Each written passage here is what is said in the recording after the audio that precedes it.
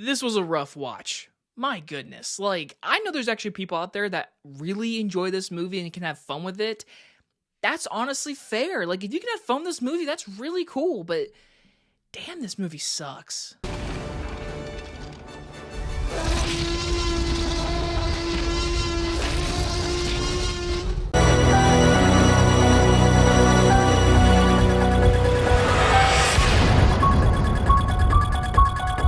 Released in 1989, we're talking Halloween 5, The Revenge of Micheal Myers.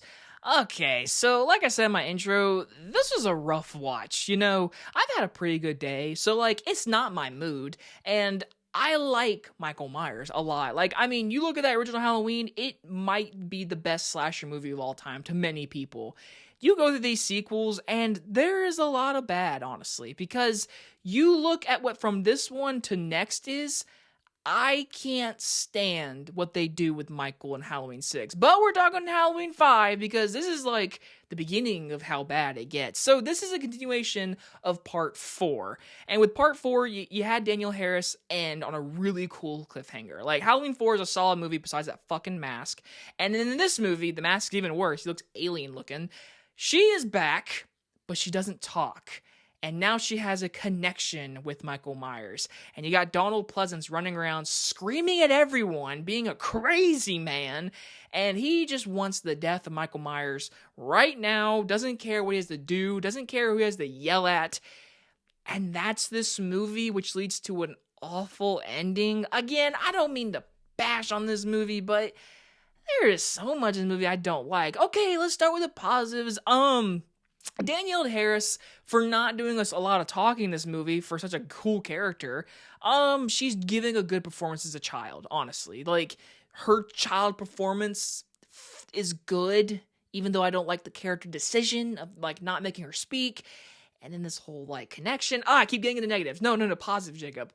The movie itself is entertaining watch. I can see why people have fun with this movie. A lot of people say the best scene is when Danielle Harris is climbing through, like, that little tunnel thing. Is it, like, what is it called? It's the where you throw clothes down the thing, right? I just watched this movie, like, 2 hours ago. Anyways, that's a lot of people's favorite scene because of how it's directed and edited. Honestly, yeah, it's actually a pretty good, intense scene because it's so claustrophobic. It feels so different for the Halloween franchise that it kind of stands out in the movie. That's honestly fair. And this might be a hot take. So I forget the character's name, but the main blonde girl in this movie from the 4th movie is back, and this character gets killed.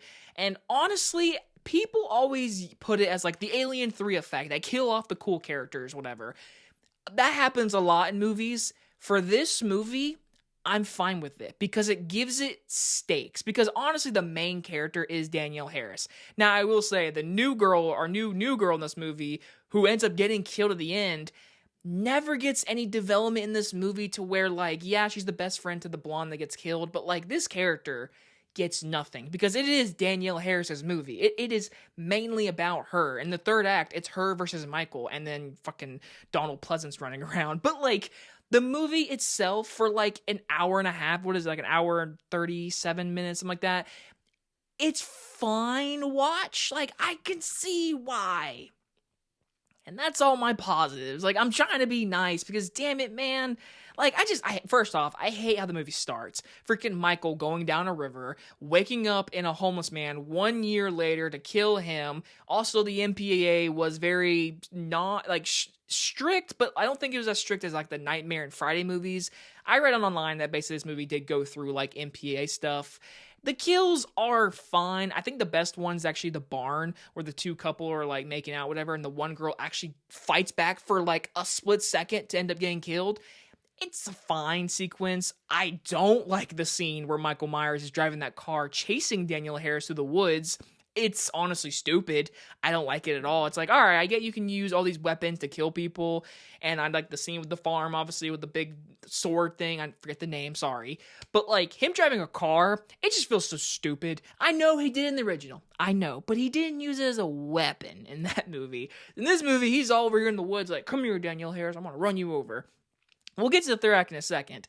But like I said, there's like a whole subplot basically with Danielle Harris who can't speak and this other kid who stutters, and he's using her as like the powers to speak for her because she could see what's going to happen and who's about to get killed. Like she's got Final Destination powers, kinda.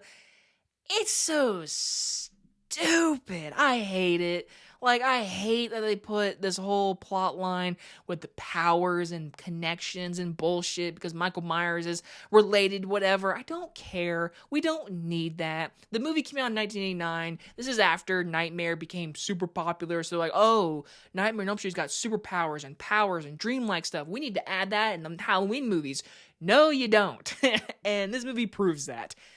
This third act, holy shit. This third act ruins the movie for me. Like, the whole movie is like, you know, you can watch it. There's not a lot of great stuff. You got clown cops running around. What? By the way, what the fuck is up with that scene? Is there like a reference to that? Like, why is there like clown music with these cops? It is the most random ass scene in the whole fucking movie. All clear. Nothing above, nothing below. I don't understand that. But then again, you go back to the third act.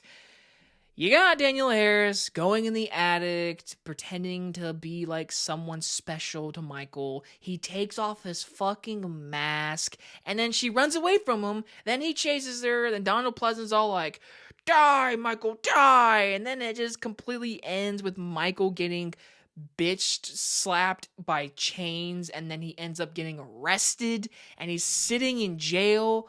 And then a random fucking character you've never seen this whole movie, no type of setup besides the little tattoo on Michael's wrist, breaks him out of jail. Danielle Harris is like freaking out. Movie ends, setting up for part 6.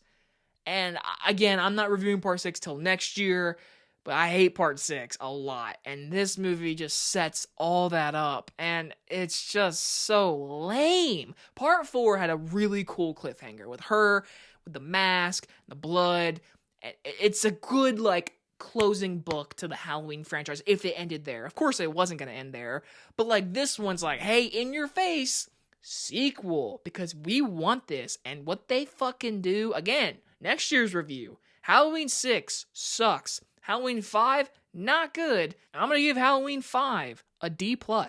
So to all the people out there that enjoy this movie, have a lot of fun with it, that's awesome, honestly. I know a few people that they say this is like their top 3, top 2. I'm like, wow. Like, wow. Okay, I guess so. But hey, we all have opinions. What do you think about Halloween 5? What is your favorite Halloween movie? Is it the first one? If it's not the first one, what's your second favorite? Because obviously it's the first one. So yeah, Halloween 5. Whoop-de-doo. Anyway, guys, we'll continue sequel week tomorrow. I can't talk. Love you guys. See you guys later. Bye, everybody.